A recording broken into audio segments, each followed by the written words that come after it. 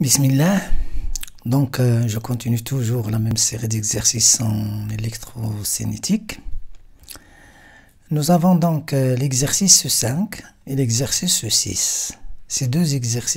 Dans ces deux exercices, on va appliquer les lois de Kirchhoff en essayant de trouver la solution de ces équations, des équations obtenues par la méthode des déterminants.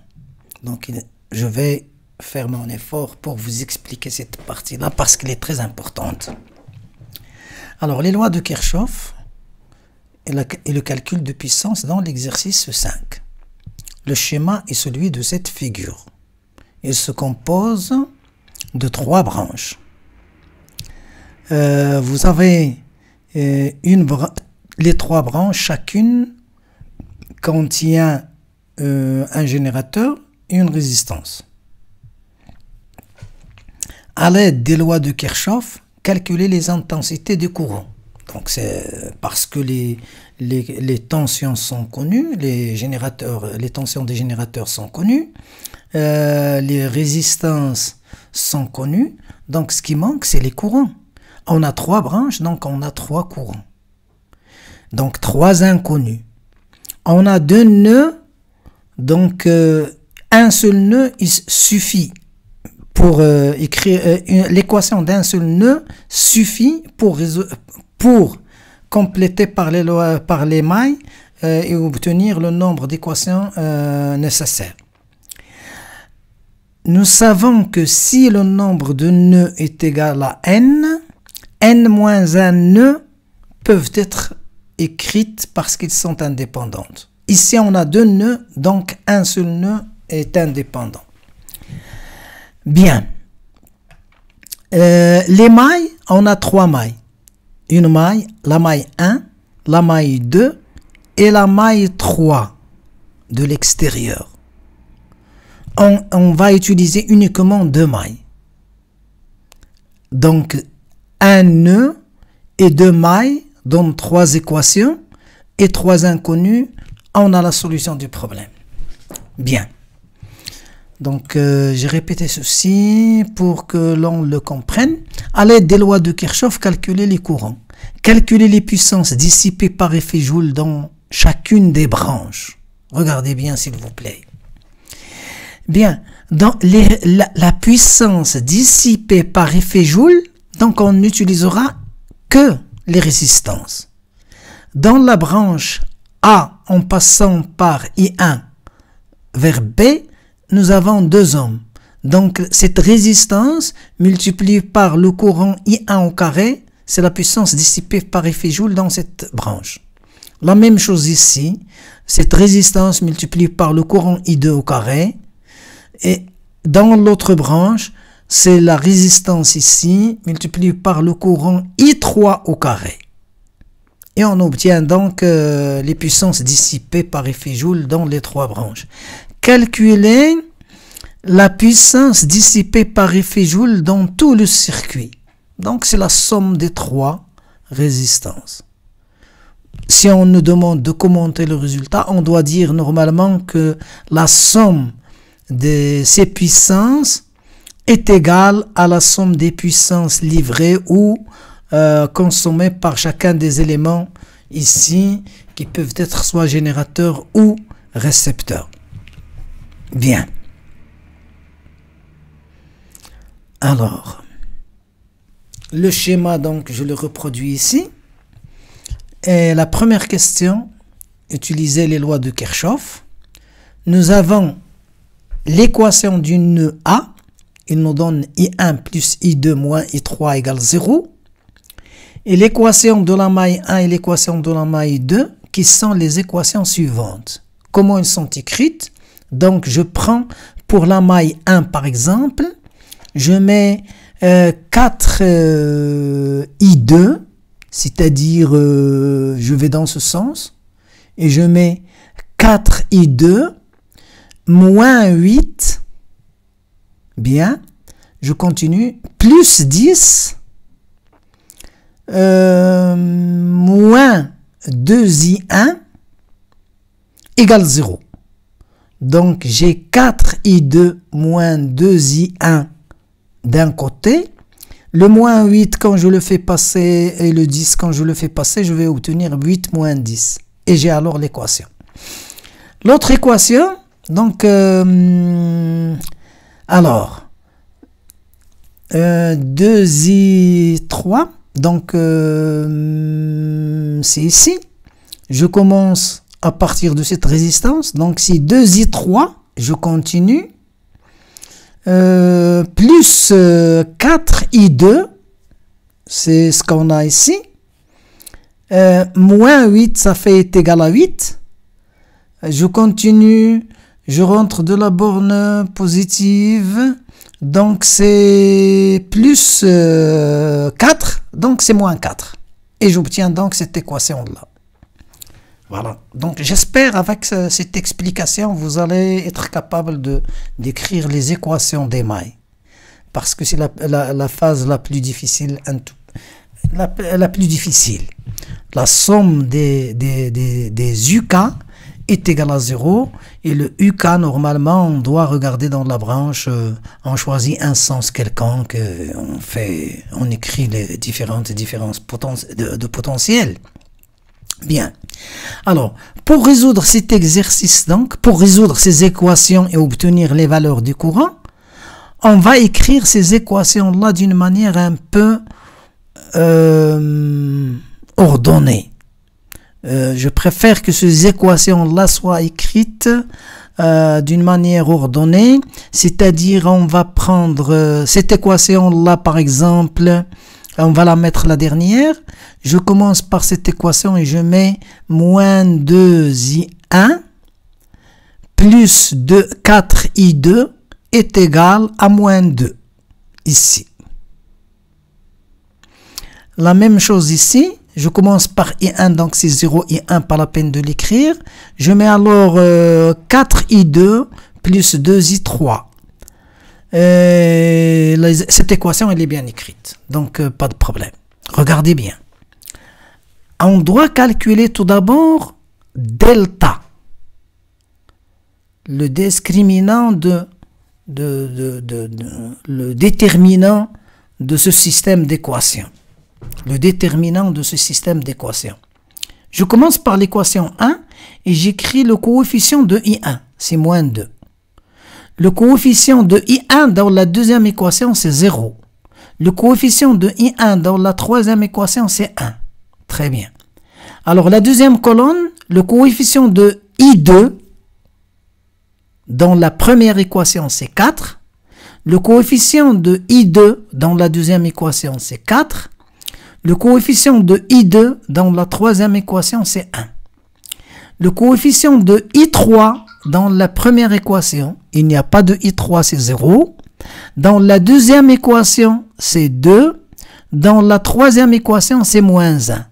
Ce déterminant-là, on doit le calculer. Alors, comment on fait? Je prends ce chiffre, moins 2, et je le multiplie par le déterminant qui reste. En barrant cette ligne et cette colonne, il reste 4, 1, 2, moins 1. C'est ce qui est écrit ici. Multiplie par moins 2. Parce que j'ai moins 2, je laisse moins 2. Très bien. Alors, l'élément qui est ici, on va lui changer le signe. On va mettre moins 4. Moins 4 multiplié par le déterminant obtenu lorsque je barre cette ligne et cette colonne. Donc, il reste 0, 1, 2, moins 1. C'est ce qui est écrit là. Plus le troisième élément ici, c'est 0. Je l'écris quand même, mais c'est 0 multiplié par le déterminant. Quand je barre la ligne et quand je barre la colonne, j'obtiens 0, 1, 4, 1. C'est ce qui est écrit là, multiplié par 0. Normalement, j'aurais dû ne pas écrire ce terme, mais je l'écris quand même pour vous montrer pédagogiquement comment on calcule ce déterminant. Très bien. Donc, est égal à moins 2 facteur de 4 fois moins 1, ça va me faire moins 4, moins 1 fois 2, donc moins 2. Plus, alors, moins 4, moins ce moins 4, multiplié par 0 fois moins 1, c'est 0, moins 1 fois 2, ça va me faire moins 2. Et j'aurai alors 2 fois, ici c'est moins 6, multiplié par moins 2, ça va me faire alors 12. 12 plus 8 est égal à 20. Donc delta égale 20. Le calcul est bon. Pas de problème. Quand on a calculé ce déterminant, si la solution existe, c'est que ce déterminant va être différent de 0. Si le déterminant égale 0, il n'y a pas de solution. Mais habituellement, on doit trouver, normalement le delta doit être toujours différent de 0 dans les exercices pour avoir une solution. Sinon il n'y a pas de solution. Si on trouve que delta égale 0, c'est qu'on a commis une erreur quelque part. Très bien. Bien. Donc, voilà. Je dois calculer. Dans la suite de l'exercice, j'ai besoin de calculer I1, I2 et 3. J'appelle delta 1 le déterminant associé à I1. Et delta 2, celui de I2, et delta 3, celui de I3. Alors, le calcul de delta 1, comment on le calcule? Je prends ce déterminant-là tel qu'il est écrit ici, et je le repose ici. Puis, je remplace la colonne ici de I1, je le remplace par la colonne ici des valeurs qui sont au-delà des égales. Ici, j'ai moins 2, et là, j'ai 4, et là, 0. Alors, je mets moins 2, 4, 0 à la place des coefficients de I1. Et je laisse les autres colonnes, les deux autres colonnes, telles qu'ils sont. Et je fais la même chose pour le calcul du déterminant, c'est-à-dire moins 2 multiplié par ce déterminant-là. Si je barre la ligne et la colonne de moins 2, il me reste 4, 1, 2 moins 1, ici. Ici, donc 4, c'est moins 4. Multiplié par le déterminant, quand je barre la ligne et la colonne, 4, 0, 2 moins 1, c'est ici. Plus 0 multiplié par, comme je l'ai dit tout à l'heure, normalement, ce terme-là, j'aurais dû ne pas l'écrire et je me suis fait uniquement au calcul de ceci. Donc, moins 2 multiplié par moins 4, moins 2, bien. Moins 4 multiplié par moins 4, moins 0, donc c'est moins 4. Ça me donne alors moins 2 fois moins 6, ça fait 12, plus 16, ça fait 28. Donc, très bien, le calcul de delta 1 et le calcul est bon. Delta 2, la même chose que ce que j'ai fait pour delta 1, je le fais pour delta 2. Je prends le delta et je remplace la colonne des coefficients de I2 par les coefficients que j'ai ici. C'est-à-dire moins 2, 4, 0, moins 2, 4, 0. Et je calcule le déterminant de la même manière. J'obtiens ce résultat. Très bien. Alors, je fais la même chose ici pour delta 3. La colonne de I3 doit être remplacée par moins 2, 4, 0.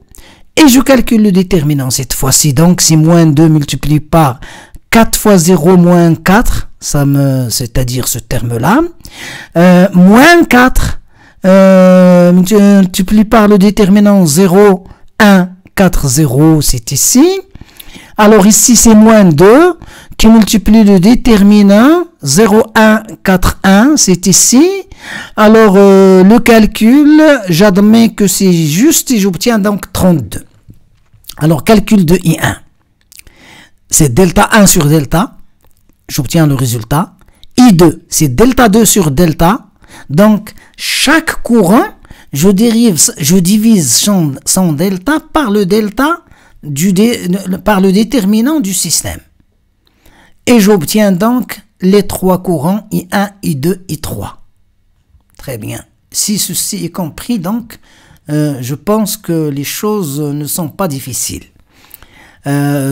Si vous avez compris comment on utilise la méthode des déterminants pour calculer le courant, normalement, ceci vous suffit pour trouver toutes les solutions de ce genre de circuit avec les lois de Kirchhoff. Bien. Alors, maintenant, la deuxième question. Calculer les puissances dissipées. Je viens ici. Je vois que pour la branche de droite, la branche de gauche et la branche du milieu, j'ai les puissances. Alors, puissance dissipée.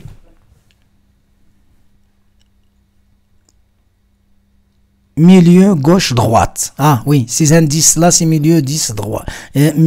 Droite, gauche, milieu. Alors, bien. Donc, on a des puissances qui sont comme ça.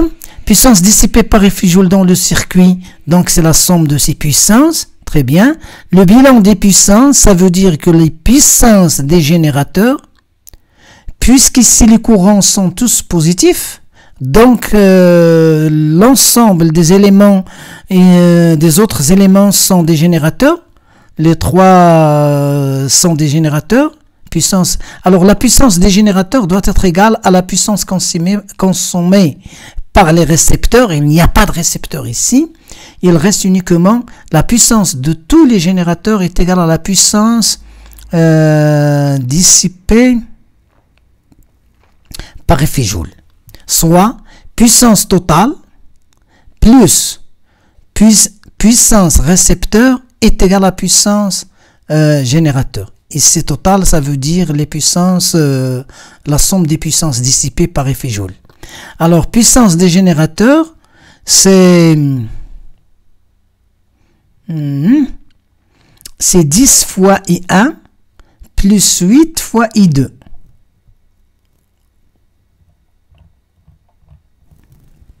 On a trois éléments, 10, 8 et 4.